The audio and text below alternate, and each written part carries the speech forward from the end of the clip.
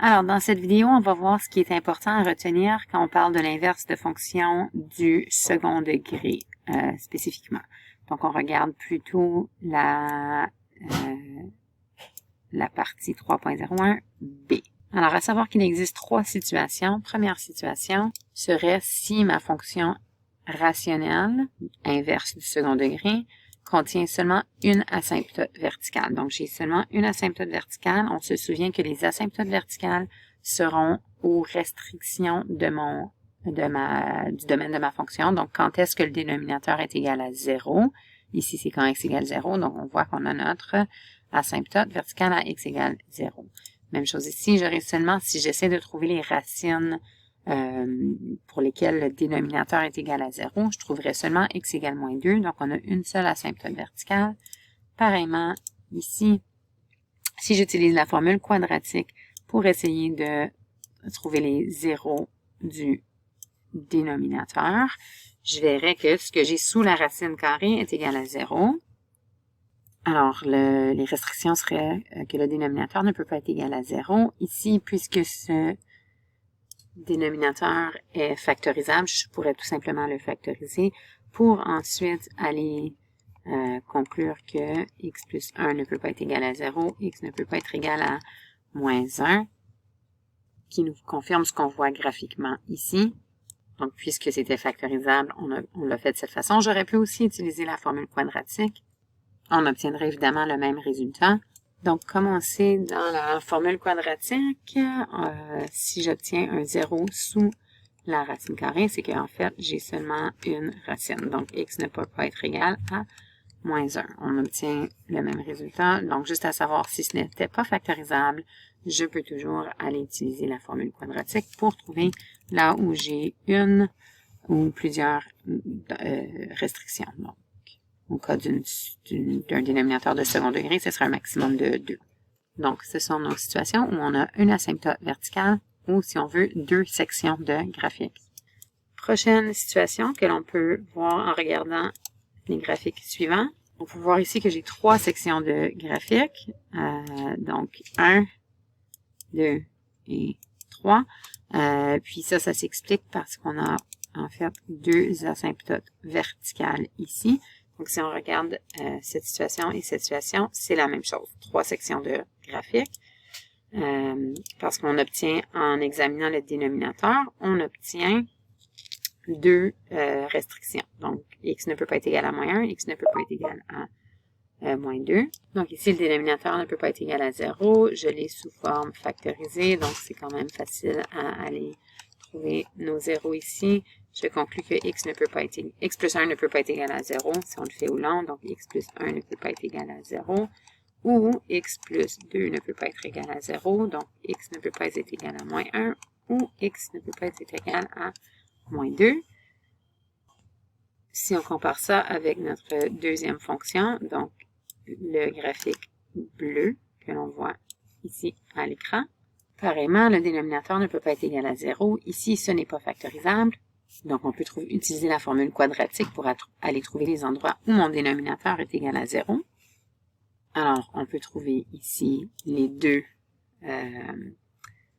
valeurs de x. Donc, il y a moins 3 plus racine de 13 sur 2 ou moins 3 moins racine de 13 sur 2. Donc, ce sont des valeurs irrationnelles.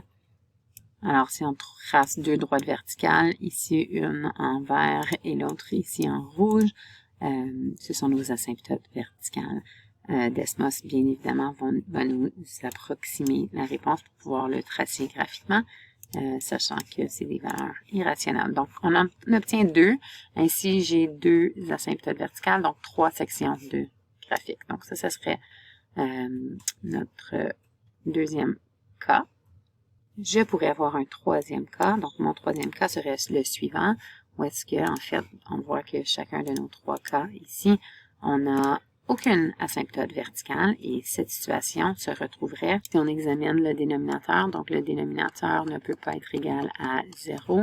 Algébriquement, le dénominateur ne serait égal à 0 quand x au carré est égal à moins 4.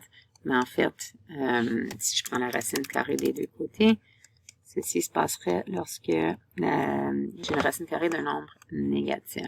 Donc, en fait, on pourrait dire qu'il n'y a aucune racine réelle au dénominateur. Donc, il n'y a aucune asymptote verticale. Ce serait la même chose ici. Et pour celui-ci, en fait, si j'essayais de résoudre mon dénominateur et j'utilisais la formule quadratique, ce qui se trouve sous la racine carrée, donc on se souvient que ça s'appelle le discriminant.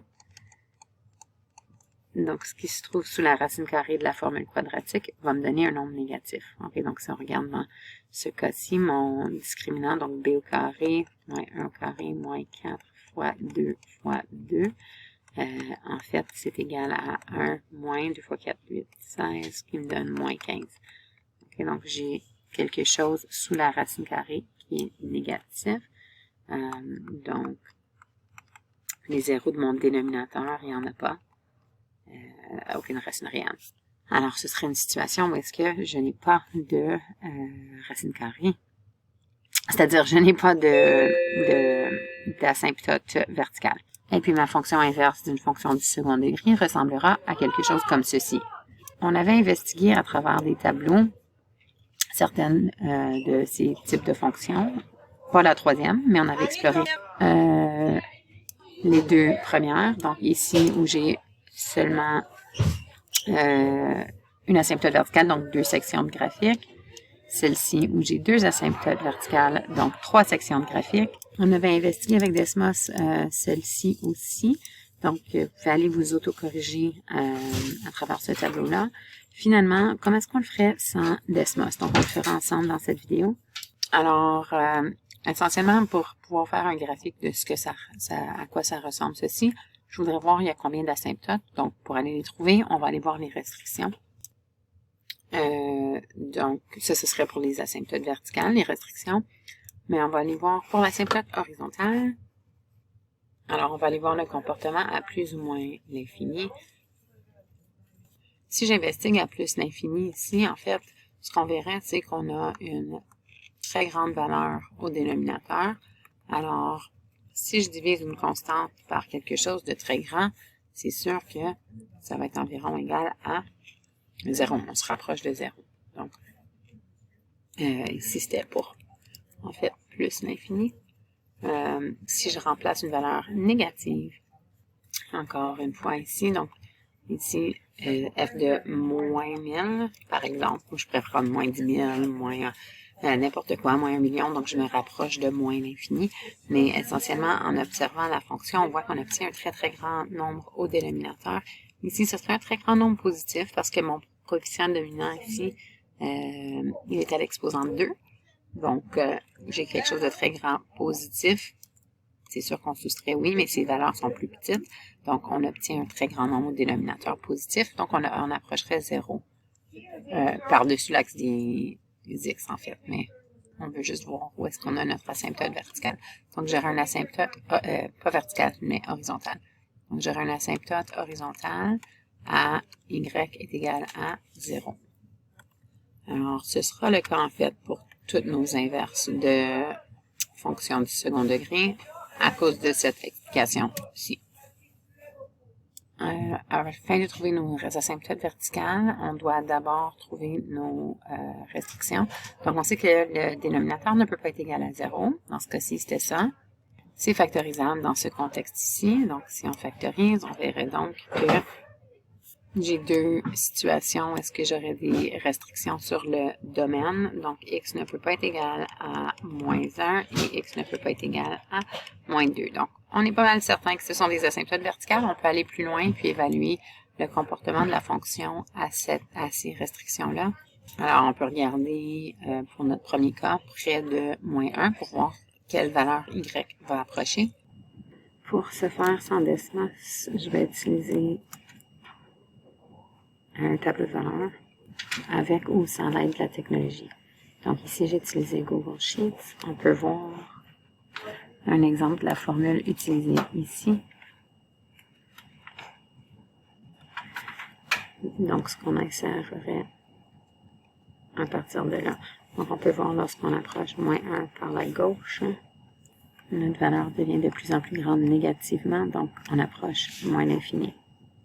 Quand j'approche moins 1 par la droite, on voit qu'on approche une très grande valeur positive. Alors, on va dire que y approche l'infini. Alors, déjà, sans l'aide de Desmos ici, là, on pourrait voir qu'en fait, qu'on aurait une asymptote verticale ici. X égale 0, on a conclu qu'il y avait une asymptote. Y égale 0, on va aussi voir qu'il y a un deuxième asymptote. Donc, on va le démontrer après ici. On va voir qu'il y a une asymptote à moins 2 aussi. Mais si on regarde juste au comportement près de moins 1, quand on approche moins 1 par la gauche, ma fonction va approcher moins l'infini. Quand j'approche moins 1 par la droite, ma fonction va approcher plus l'infini. Donc, je fais juste tracer ces petits bouts de graphique. Pareillement, on va aller voir ce qui se passe près de moins 2 par la gauche. J'ai déjà fait mon tableau pour moins 1, donc je vais juste aller le changer pour moins 2. Puisqu'ici, j'avais juste regardé des valeurs très près, donc j'avais mis moins 0,00001. Ça me permet de vite fait changer mon tableau. Mais peu importe, on pourrait faire ça à la main. Alors, on voit ici, par la gauche, qu'on approche plus l'infini.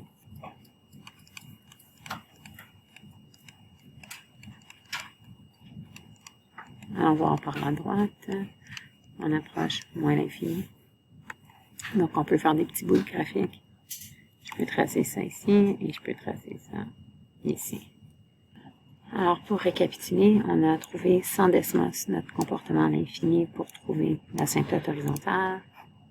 On a trouvé les restrictions sur le domaine.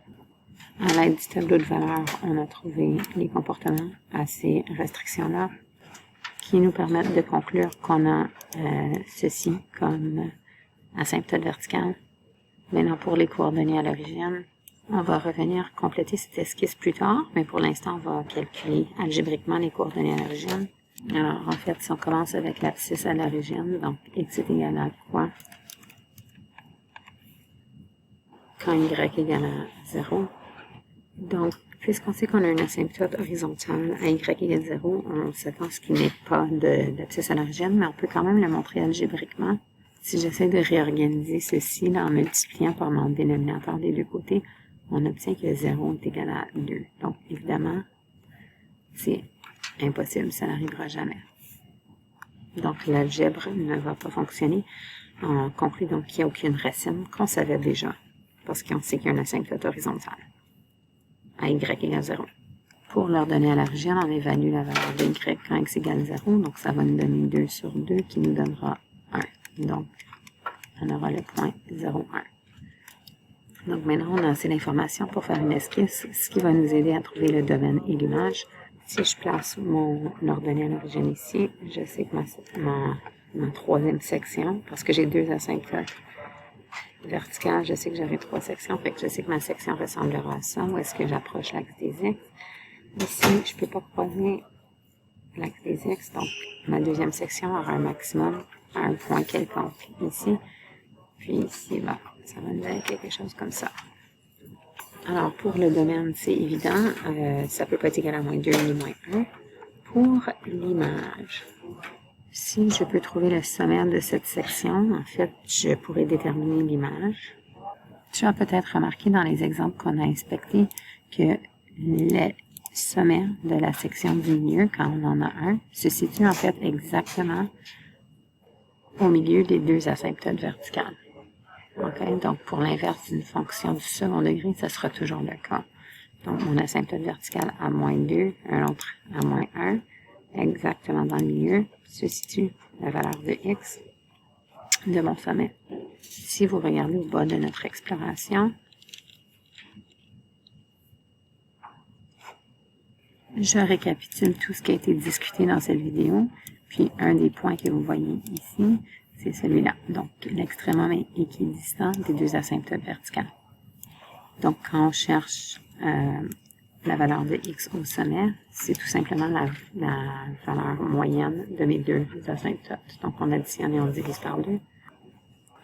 On peut ensuite trouver la valeur de y au sommet en évaluant avec la fonction. Alors, je peux évaluer ça à moins 4 onzièmes J'avais donc un sommaire de moins 1,5 et je le laisse sous forme décimale ici, sous forme fractionnelle, moins 4 onzièmes. Donc, si on regarde nos deux premières sections, on sait que Y est par-dessus l'abscisse, c'est-à-dire l'asymptote horizontale, où Y se situe entre moins l'infini et mon sommet, ou si on veut, Y est plus petit ou égal à moins 4 onzièmes. Alors voilà comment j'aurais pu trouver le domaine et l'image sans la calculatrice graphique. Si on récapitule les trois cas, on pourrait avoir une asymptote verticale, donc deux sections. Je pourrais avoir deux asymptotes verticales, donc 3 sections, en sachant que le sommet de cette section est exactement au milieu de mes deux asymptotes verticales. Je pourrais aussi avoir aucune asymptote verticale. Dans chacun de ces trois cas, on a une asymptote horizontale à y égale 0. Si j'ai un coefficient négatif, ça voudrait dire tout simplement qu'il y a une réflexion. Donc, à savoir qu'on aurait ces trois cas possibles aussi. Je vous rappelle que ici, dans réponse à l'investigation, vous allez avoir les conclusions que l'on peut tirer, que nous avons discutées dans cette vidéo, et puis les étapes à suivre afin de faire une esquisse sans l'aide de la technologie. Donc, en suivant ces méthodes, ce devoir-ci devrait être fait sans l'aide de la technologie.